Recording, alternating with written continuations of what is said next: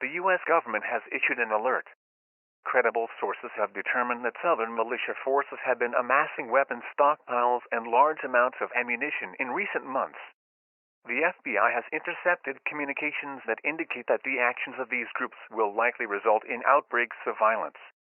Citizens should barricade themselves inside their homes until further notice. Additional instructions will follow as more information is obtained.